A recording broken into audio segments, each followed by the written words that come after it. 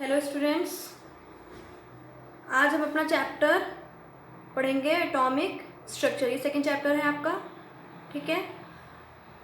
मैंने नोट्स आपको प्रोवाइड कर दिए हैं 2 बार के, और इसमें जो भी चीज़ें हम पढ़ रहे हैं अभी फ़िलहाल ये आपका सब प्रीवियस नॉलेज के बेस पर है, जो आपने कहीं ना कहीं 6, 7, 8, 9, 10 कहीं ना कहीं आपका रिलेट करा है, ठीक है। आपने पढ़ा हुआ है पहले से, ठीक। मैं सिर्फ इसको रिवीजन में ले रही हूँ क्योंकि अभी तक आपको टॉपिक्स वही मिलेंगे जो आपके पढ़े हुए हैं, ठीक है। तो पहली बात तो हम ये जानते हैं एटॉमिक स्ट्रक्चर। तो क्या है, इस पार्ट में एक थ्योरिकल क्वेश्चन आ भी जा सकता है, नहीं भी आ सकता, ठीक है। ये टॉपिक आपने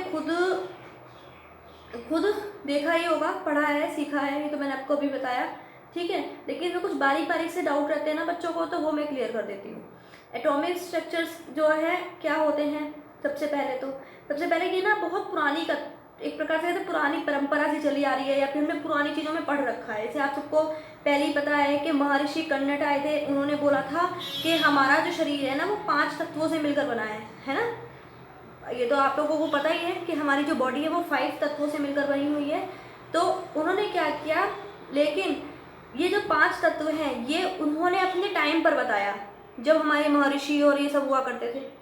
लेकिन जब हम अपने साइंटिफिक रीजन पर आए तब क्या हुआ बेटा, तब ऐसा हुआ, तब एक रिकॉग्नाइज्ड मॉडल आया, ठीक है। वो रिकॉग्नाइज्ड मॉडल क्या कहलाया, जॉन डाल्टन। किसने दिया था वो, जॉन डाल्टन ने दिया था, ध्यान रखना, ठीक है। जिसे हमने क्या कहते हैं, डाल्टन एटॉमिक थ्योरी। क्या कहते हैं हम, डाल्टन एटॉमिक थ्योरी, क्लियर, ठीक। अब इस थ्योरी में मैंने बताया आपने ये थ्योरी कहीं ना कहीं पढ़ी है, 6, 7, 8 कहीं भी पढ़ी है, ठीक है। 9 या 10th में आपको जहाँ पे भी आपके सिलेबस में होगा आपने पढ़ी हो। जहाँ तक 9th में मैंने बच्चों को पढ़ाया, 9th में ये है, ठीक है। डाल्टन ने क्या बोला था बच्चों, the smallest fundamental particles in this universe in atom. देखो, लेकिन ये बात तो सही नहीं हुई, फिर से मैं बोल रही हूँ, समझो, the smallest fundamental particles in this universe is atom. मतलब ये बात इसलिए सही नहीं है क्योंकि हमको पता है कि एटम के अंदर तो और पार्टिकल्स होते हैं, इलेक्ट्रॉन होता है, प्रोटॉन होता है और न्यूट्रॉन होता है। बट जॉन डाल्टन ने जब 1805 में ये बात नहीं जानते थे वो, ठीक है, उन्होंने कहा एटम क्या है, नन बी फर्दर सब डिवाइडेड, ठीक है। उस टाइम के हिसाब से ये बहुत बड़ी डिस्कवरी थी, जब पुराना मतलब उन्होंने वो डिस्कवरी दी थी तो बहुत बड़ी डिस्कवरी हुई है, ठीक है। तो जॉन डाल्टन ने बोला था डिफरेंट एलिमेंट के एटम हमेशा डिफरेंट होंगे, ठीक है। उन्होंने क्या बोला, जो डिफरेंट एलिमेंट्स एटम डिफरेंट होंगे, क्लियर। पहला क्या था, डिफरेंट एलिमेंट्स के एटम हमेशा डिफरेंट होंगे।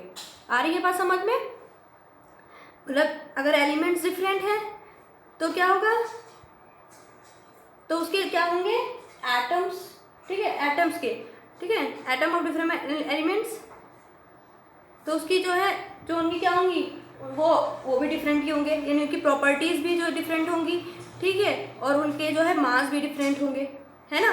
मतलब जो प्रॉपर्टी और मास है वो सब क्या होंगे, उसके डिफरेंट होंगे। मतलब जब उन्होंने कहा सब कुछ डिफरेंट है, डिफरेंट एलिमेंट्स के एटम डिफरेंट होंगे, यानी हर जब एलिमेंट ही डिफरेंट है तो उसकी प्रॉपर्टी भी डिफरेंट होगी, मास भी डिफरेंट होंगे। बात समझ में आ गई। तब क्या है, फिर इन्होंने सेकेंड ये बात बोली कि जब मतलब, लेकिन ये बात ध्यान रखना, ये बात इसलिए गलत हो गई बेटा यहाँ पे क्योंकि उसके बाद आ गए आइसोबार। क्या आ गए, आइसोबार आ गए, तो इनकी थ्योरी गलत कहलाई, ठीक है। ये पॉइंट इनका गलत कहलाया। कैसे, आइसोबार में आपको पता है क्या होता है, मास सेम होता है ना, ठीक है, और क्या होता है, एटॉमिक नंबर डिफरेंट होते हैं। ये देखो, ये मैंने आपको आज नोट्स भी दिए हैं, उसमें लिखा है, मैं इसलिए जो है बाद में एक्सप्लेन नहीं करूँगी, उन टर्म्स को मैं इसी में ले आ रही हूँ। आइसोबार क्या थे बेटा, आइसोबार वही तो थे जिसमें क्या था, मास नंबर सेम है, एटॉमिक नंबर डिफरेंट, ठीक है। फिर सेकंड इन्होंने बात बोली, इन्होंने बोला कि सेम एलिमेंट्स के एटम्स एक जैसे ही होते हैं, ठीक है। ये बात भी इनकी गलत हो गई। ये बात कैसे गलत हो गई, तब आ गए बेटा आपके आइसोटोप्स।